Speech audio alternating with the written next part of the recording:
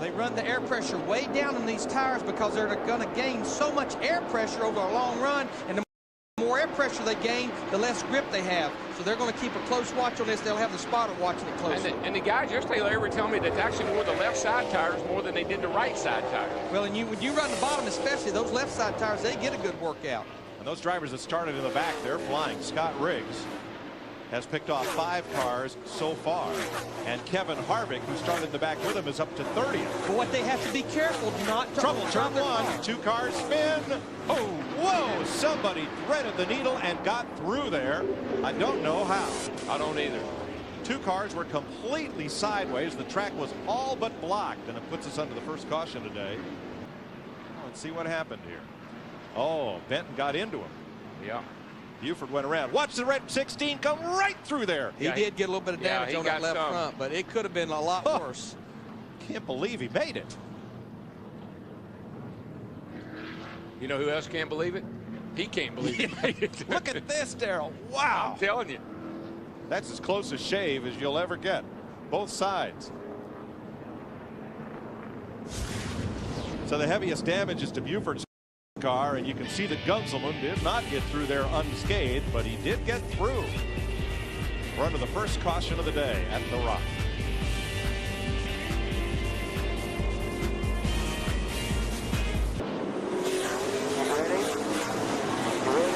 Green flag.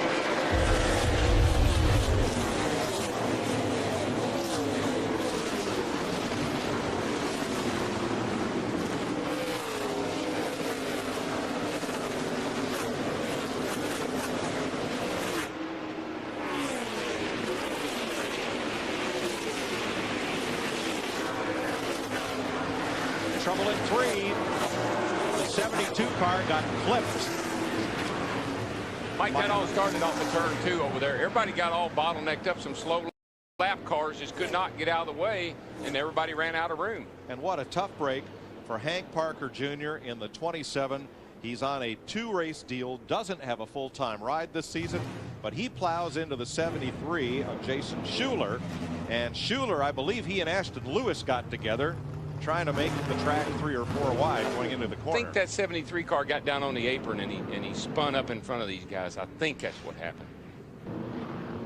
The lap cars, they're down on the inside and they're trying to get out of the way, but when they come off 2 over there, they go 3 wide and even try to go 4 wide, and it just causes a big bottleneck.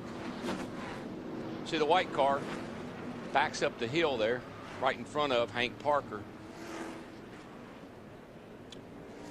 Let's see from another angle, Darrell. I think somebody got him first. There's the squeeze right there. Yeah, he gets shoved up the hill. Yeah. He hits the car going by on the outside. 46, Ashton Lewis Jr. Yeah. Joe Aramendi, I think, was the first car got a piece of it. You know what happened to Hank? The 59 car there, he didn't see that. I don't think he may have seen that car because Hank just, the 59 car turned down. Stacy did right at the last second. Watch this. He can't see. He can't see. But Stacy turned down. It was like, uh-oh, there's a car. Too late. Let's watch it from Stacy Compton. Brian Vickers just ahead. He gets turned, but when he turned, the 73 car's against the wall. Here come Hank. Had no idea he was there, I don't think. Well, Stacy Compton were riding right there. He was lucky not to be involved in it. There you see pit road is closed. The flagman there waving a red flag with a yellow cross. He has to wave a green flag before pit road is open because the apron's blocked down in turn 4. But if I was Jamie McMurray, I wouldn't worry a whole lot about him. If he gets in front of me, let him go. Yeah, he's still one down. Still a lap down. Don't race somebody that can't beat you. Ready, green flag, green flag. Tell you what, I'm going to give a crew to Mark Reno, Johnny Allen, that pit crew. That pit crew has rose to the occasion too. They struggled last year a lot on pit road, but they have rose to the occasion today. Keep in mind, this lead car of McMurray, this is a team that changed drivers and changed makes. 10 car will be coming to pit road because he passed on the wrong side. You can only pass to the right-hand side before the start-finish line. The black flag is out, so his troubles continue. Yeah. All he had to do was let up and not pass that car, but he went on by him. Even though that car looked like it may have had a problem, you just Can't do that. And even though all he'll have to do is stop and go in his pit, this pit road is so long from turn 4 to turn 2 that you'll lose almost a lap and a half just coming to pit road. Exactly right. So Riggs is going to go from first car 1 lap down. Now he's hung on the outside and can't get the pit road this time. They give you 3 laps. And they don't even have to do that anymore. Used to when we didn't have. Oh, trouble, turn 1. 2 cars hard in the wall. One is Mike Wallace. Now that will be a break for Scott Riggs since he has not come to pit road yet. Shane Meal there, 48 is the other. And look, McMurray's going to slow down and let Harvick get 1 lap back. So he'll only be 1 down now. Now, need to slow down here, buddy. Mike Wallace climbing out okay. Finished in the top 10 of all 3 races he ran at Daytona. He doesn't look very happy either. He and Shane Mills seem to be communicating. They're communicating. Yes, they are. They got a lot of communication going on here. They obviously don't agree. Shane is okay. Sets off the fire extinguisher on board to try to put that fire out. I think Shane's going to come down here and say, listen, I got my helmet on, you got your helmet off. Let's talk this over. Mike Wallace not happy with Shane Meal. I like Shane Mill's strategy. Leave that helmet on. You know, whatever happened, these 2 guys, they walked away, and that's a good thing. Who really suffers now is the teams that have to fix these race cars.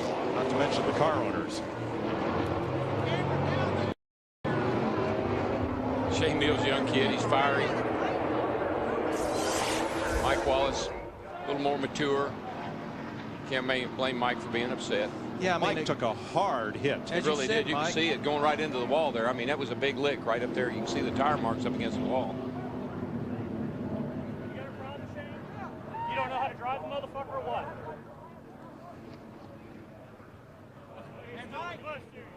Well, it's a good thing. The only thing is hurt is feelings. That is, you'll see, it's a very hard, wicked crash into the turn 1 wall. It was a hard lick. And we've red flagged the race. Let's see if we can see what happened here. Cars are going down in the first turn. Oh, Shane gets, you see what happened there? Shane got turned up by the 16 car.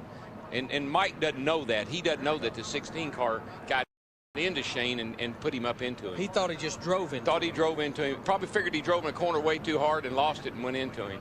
I think when Mike sees that, he might not be quite as upset. I mean, at that, looking at that, you'd say Shane Mill just run over him. Right. But he got hooked a little bit by that 16 car. Because Mike Wallace in the red Ford, he's into the corner clean and then gets tagged. Of course, as you said, Mike, great run at Daytona for Mike Wallace's team for the first time. Had somewhat committed to try to run the full schedule, chase the Busch points, and not a good day today. He dispatches Sadler. He's got Scott Wimmer with him, trying to work his way back to the front. Of course, you got Todd Bodine here just on Jamie's back bumper right now. So Jamie's going to have to get going. Matt? Well, Mike, the sleeper in this dogfight could be the 23 car, Scott Wimmer. A very stout race car earlier in the show, but his car went to the tight side. A huge air pressure adjustment. Trouble on the back over there. 1 car sideways against the inside wall.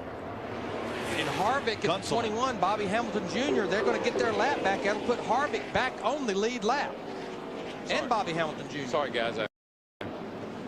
You know, when I see smoke, When you see smoke, you know there's fire, right? I panic.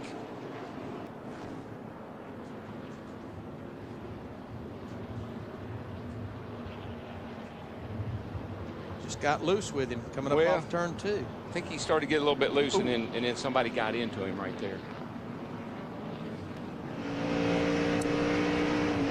Oh, there you go. Carl, he got a little bit loose, and when he wanted to straighten it up, there was somebody there.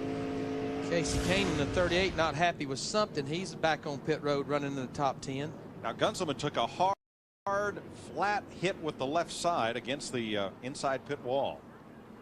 We're back racing here. Todd Bodine trying to push Jamie McMurray off into turn 1. I think Todd knows that maybe the only shot is get him in a hurry, get him early. Distract him a little bit, give him a little bump. Maybe he'll look back and make a bad move. Hadn't made one all day though. Man, Harvick just went down the back. He is slicing his way through just like at the start of the race from the back of the pack. And remember, he is back on the lead lap now. Here he comes too, buddy. He's going through these lap cars left and right. The further you go, the harder it's going to get, though. Yeah, he's taking no prisoners right now, buddy. I'm telling you. Look at him. Diving in, diving in. Whoop, run out of room. Got his nose cut off there. You hate that because it breaks your momentum. It costs you a lot of time. One car up against the wall in turn 3. Hits it. This will be a caution. That's Chad Blunt, the 19 car. Pieces flying off. Caution is out. He stays hard against the wall. The leader did not get the caution. You can come down. You got one more coming. You're clear behind the 38. Come on down the pits. Well, I guess he did because they're bringing the pace car out, but I thought the leader was past the line when that caution came out. Let's have another look at what happened to Chad Blunt. He's got a lot of right side damage, right front damage. Got real loose there, and it's corrected and went back into the wall. Hit that thing hard. Well, we're inside of 20 laps to go. Can Jamie McMurray hold on? Stay tuned.